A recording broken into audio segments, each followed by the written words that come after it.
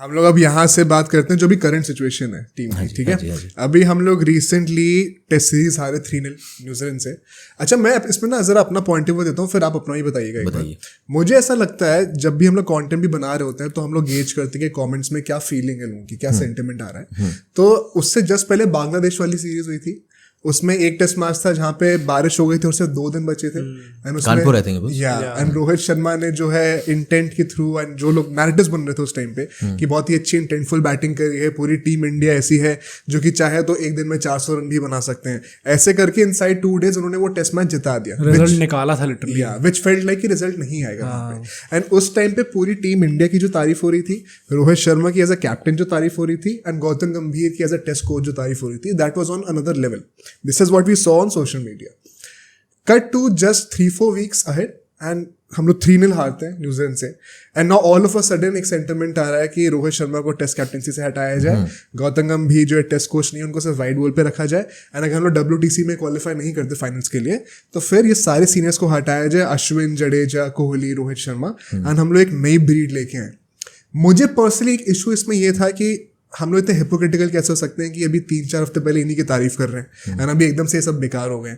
Secondly मुझे लगता है कि अश्विन एंड जडेजा पर्टिकुलरली, अभी इसके ऊपर हम लोग और भी बात करेंगे, इनको इस डिबेट में ड्रैग करना बहुत ही अनफेयर था एंड रूड था मेरे ओपिनियन में, बिकॉज वो 2 लोग ही रीजन है कि हम लोग पिछले 12 साल से एक भी टेस्ट सीरीज नहीं हारे थे घर पे। एंड उनकी एक सीरीज बेकार गई है, उसमें भी जडेजा ने लास्ट मैच में वानखेड़े में 10 विकेट लिए थे। बट आप कह रहे हो कि उनको हटा दिया जाए बिकॉज आप सिर्फ रोहित शर्मा विराट कोहली को टारगेट नहीं कर सकते। तो मुझे ऐसा लगता है कि firstly if at all any question Rohit Sharma and Virat Kohli, and secondly please back the team and they need you. But आपका क्या ओपिनियन है इसमें? Let's have a discussion. पहली बात तो आपने you answered your own question. Don't take social media and opinions too seriously. when there are so many people giving you an opinion, you got to learn to filter out or just cut it off, because there are so many varied opinions. The 3 people over here on this podcast, all 3 of us might have different viewpoints 100%. And we're all correct in our own way of looking at it. भाई आपको pink पसंद है, हमें नहीं पसंद है, आप पहन लो जितना पहनना, हम तब भी आपको गालियां देंगे। क्या बकवास है ये? तो बात वही होगी ना भाई। मैं हाल ही में I had gone to Bombay to do an interview with one of these players and he told me, भाई आपको लगता है कि इतने सारे कमेंट हमें आते हैं, इतना लोग अनाप शनाप हमें बोलते हैं कि हमें इफेक्ट होता है। ही सेड भाई आपको समझ में नहीं आ रहा कि हमारा पूरा दिन भरा होता है, और जब हम आते हैं कमरे में तो you pass out, you are dead tired. वो टाइम नहीं है, इट्स बिल्कुल भी टाइम नहीं है, बल्कि उनका उल्टा होता है। जितना आपको गालियां देना दो, ज़्यादा एंगेजमेंट हो रही है, ज़्यादा फॉलोअर आ रहे हैं, ज़्यादा पैसे आ रहे हैं। Is that thinking? सो ये इस यूनिवर्स का ही है जिसके बारे में बात कर रहे हो। They have no idea not do they get affected by it, to be honest. And because they've gotten so used to so many people having an opinion, number then आप भी अगर आप देखोगे ना, you develop a thick skin very quickly. फिर आपको affect नहीं करता वो। एक बार वो थिक स्किन आ गया ना, then nothing affects you. Then it's only people in your inside circle, people जिनको आप पर्सनली जानते हो, अगर वो कुछ बोलें तो आपको चुभती है। तो अगर फॉर्मर क्रिकेटर कभी बोलता है, जिसको वो फील्ड पे जाके हेलो हाय बोलता है, तो वो चुभेगी बात। अच्छा, पर अगर मतलब सैकड़ों लोग कह रहे हैं सैक सैक सैक, निकालो निकालो निकालो, doesn't make any difference whatsoever. रही बात दूसरी, आपने बात फिर से वो बोली कि एक सीरीज आप हारे हो, right? But the point is, I think, and I was talking to Aakash Chopra a few days back on a show, we are calling it the T20fication of red ball cricket. Yeah, very interesting topic. Where you seen a left-hander has come to bowl, so you get Washington Sundar को ऊपर भेज दो to counter that guy. When was this ever done? Yeah. So there are limits to it, but I have a very different way of looking at it. I feel we're in this crossover stage. ठीक है. Where maybe 20 years from now, the norm is 4 की run rate. Okay. 20 years from now, the norm is that 15, 16, 18 wickets are falling in a day. Right? तब ये conversation नहीं होगा T20fication. Then it's the normal.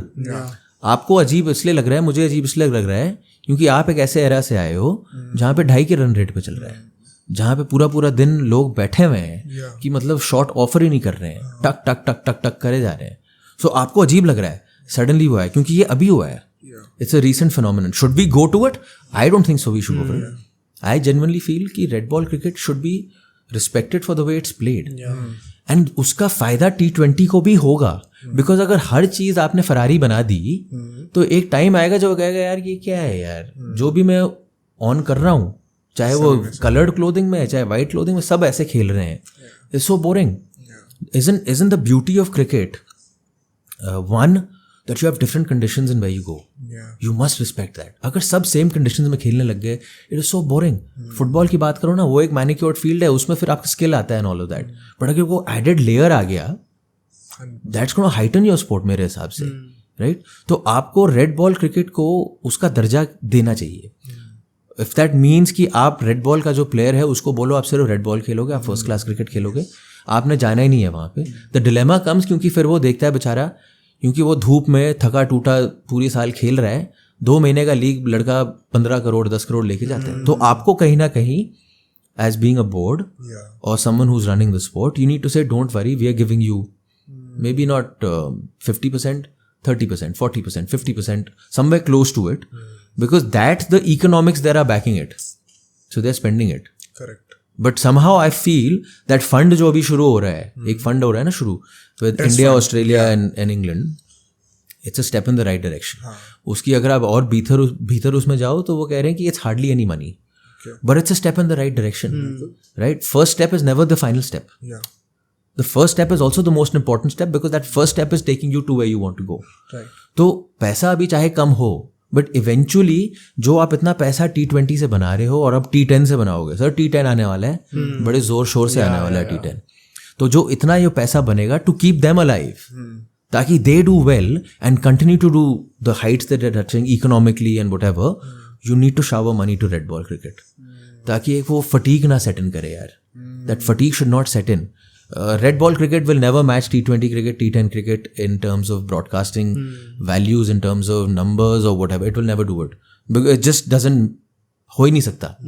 But because you'll have those few days of red ball cricket, that the next time you come and see a T20 game, you'll be like, यार मजा आया ना यार, I missed it. कहाँ था वो? अब मैं हर दिन भी वहाँ पे भी 4 के 5 से रन रेट से कर रहा हूँ, यहाँ पे भी वो मारे जा रहा है, गेंदबाज आ रहा है, पिट रहा है. मजा क्या है उसमें? there's no fun in it. See, I think 2 things. पहली बात तो जो क्रिटिसिज्म वाली बात थी, I think I would not से कि वो हिपोक्रिटिकल है, क्योंकि जब अच्छा खेलते हो तारीफ भी मिलती है, जब गंदा खेलते तो बुराई भी मिलती है. और गंदा खेले हैं? नहीं, गंदा खेलो, और मुझे लगता है इस चीज़ को एक्नॉलेज करना चाहिए कि it is not just about losing the series, but आप कैसे हारे हो वो बहुत गलत था. Before going to the BGT अगर आपके बैट्समैन इतने गंदे फॉर्म में थे, स्पेशली अगेंस्ट स्पिन, हमने देखा सब लोग ही स्ट्रगल कर रहे थे, तो क्वेश्चंस उठने बनते हैं, क्योंकि जब आप अच्छा खेलते हो तो उतना सर पे भी आपको चढ़ाया जाता है, तारीफ होती है आपकी, एंड राइटफुली सो. तो आई थिंक क्रिटिसिज्म होना भी इंपॉर्टेंट है, वरना फिर स्पोर्ट का फिर मजा ही नहीं रहा. And the players know this यार. सी बीच में जो हम, द थिंग इज प्लेयर कभी आके बोलेगा नहीं ऐसे, राइट? आपने सुना है कभी क्यों आप क्रिटिसाइज कर रहे हो, क्यों नहीं बोलता वो? दे नो इट भाई. जिस चीज के लिए आपको चट्टान पे चढ़ाया जाता है, उस चट्टान से उतनी जल्दी गिराया भी जाता है. It's those are characteristics of an emotional society or community. We are emotional. Australia is emotional, sir. उनका इमोशन दिखाने का तरीका अलग है. वो एंगर है, लड़ाई करना मेरे साथ आके. It stems from emotion, which is why this coming series is going to be huge, because you have 2 societies that are super emotional, right? And they show it in different ways, but they लगे होते हैं एक दूसरे के ऊपर. So I don't think there's anything wrong in criticism, objective criticism. It's when the player has a problem with criticism is जब आप misconstrue करते हो कि वो कुछ कह रहा है, आपने उसी चीज को कहीं और लेके चलाया है. Misconstrue plus when you get personal. Exactly. When you get personal, when you talk about family and all, and that also they understand that you can't control everyone. आप नहीं कर सकते यार, कैसे कर सकते हो आप कंट्रोल? इतने सारे लोग आप में इंटरेस्टेड हैं, मुझे तो आप पे पैसा बरस भी तो रहा है, आपको ब्रांड डील्स मिल रही हैं, आपका बोर्ड इतना बड़ा है, your board is being able to pay you that kind of money, so they understand all these things. वही बात रोहित शर्मा, विराट कोहली की. After this series, if for some reason their scores continue to be the way they are, I am sure the talks and the chatter around them will only grow louder.